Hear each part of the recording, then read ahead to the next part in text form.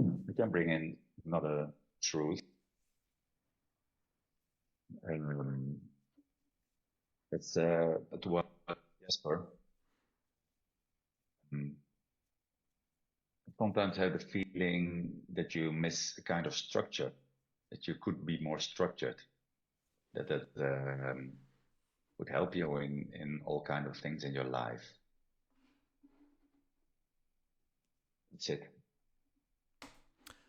So that was a little clip from our Thursday meeting this week on Core, where we had our quarterly spring cleaning exercise. What we do is once a quarter, we have an opportunity, every man on the group, to just bring in the things that don't normally get said, that we can give each other in a supportive, constructive way, but in order to try and build each other up and help each other to talk through the things that can strengthen us. And this led to some really interesting personal reflections from Jesper. But following that, then we actually had a bit of a more overall high-level conversation or a deeper conversation about this thing about structure. And that's why I wanted to share with you today. So here it comes.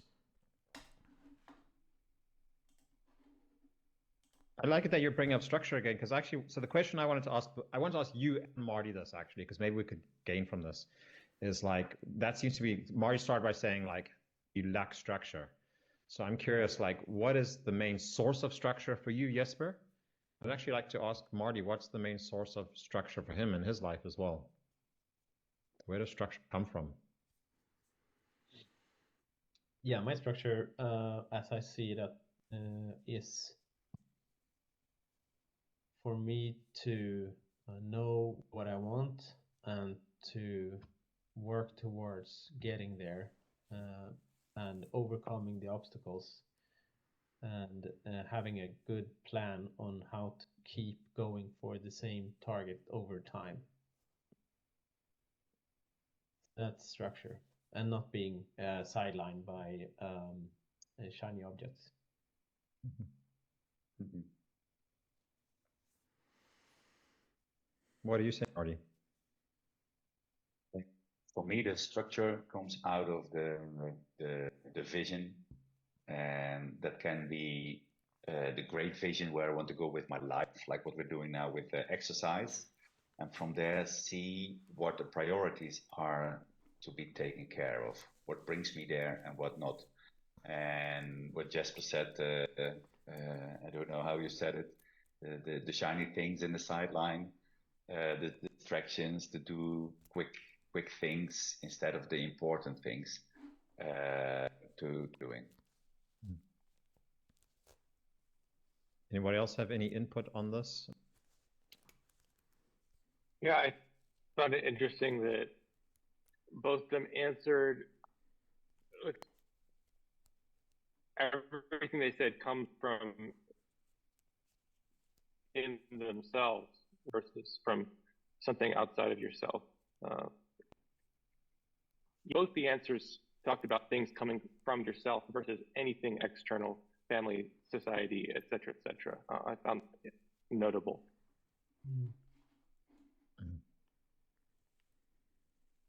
Yeah. So that was a really great insight for me. I've actually been thinking about it a lot since then. I journaled even a little bit about it this morning, because how much do we tend to think that all the structure of my life is something that I have to put out there?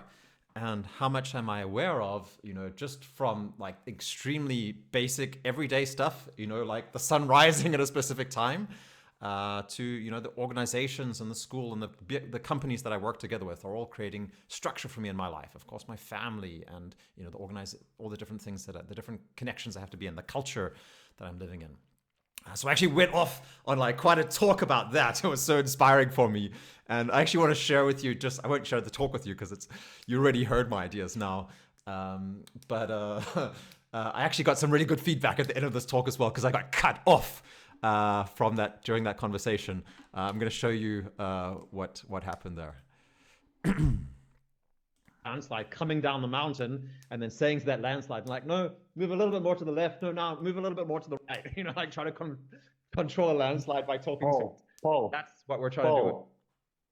I'm going to cut you. We have said once that if you talk too long, that we can interfere. And I think this is too long because we have to go to the exercise again. Thanks, Marty. Good. Thanks, Marty. So yeah, that was actually probably a general feeling in the group that Paul was going off on his thing and yeah, talking a little bit too much, as I often do. So yeah, I hope I can get better at that.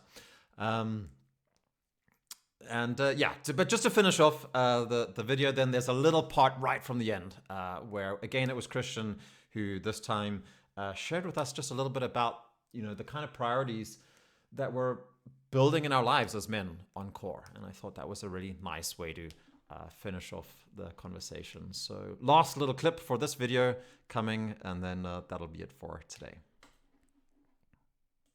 Noting as an aspect of men I look up to, thinking the commitments and thinking about that categorically as non-optional, and as foundational for relationships of trust, which are foundational for so many things in life.